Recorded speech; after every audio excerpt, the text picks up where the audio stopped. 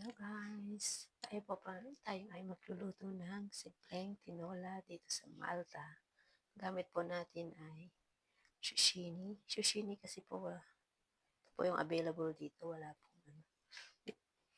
Pwede rin po ito. Kasi hindi po ako nakabili ng sayote. Pero may sayote po sa Asian. Pero dito, ito po yung available. Ito po ang kailangan natin. Bawang, sibuyas, saka ginger.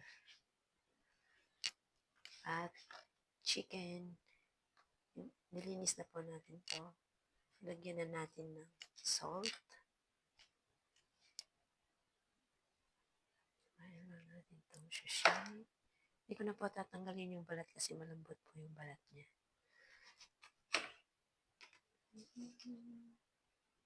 Pwede nyo rin pong tanggalin yung balat kung gusto nyo.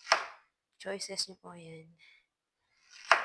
And then, pero prefer ko yung hindi tinanggal kasi pag tinanggal mo yung balat, magiging malambot masyado. So, mas ma-star siya pag hindi na tinanggal yung balat. So, nakat ko na po siya. Start na po natin igisa. Na po yung garlic, onion, and ginger. Na po siya. Tsaka ito na po yung sashimi. And the chicken. So,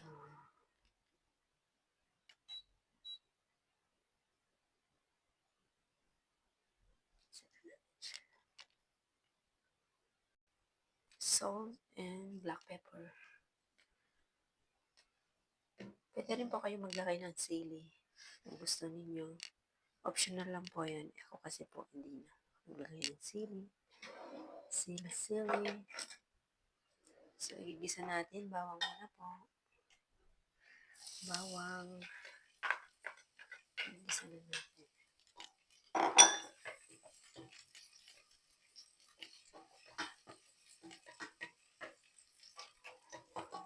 Tignan natin yung bawang kasi.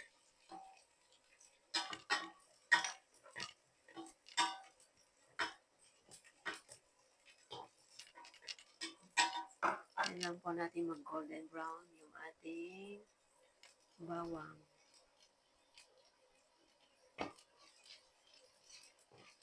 Pag golden brown na po, lagyan na natin yung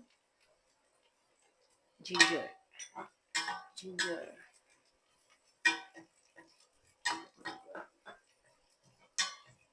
Simple lang po ito. Simpleng tinola ng Malta. Hindi ko na pa yung ginger.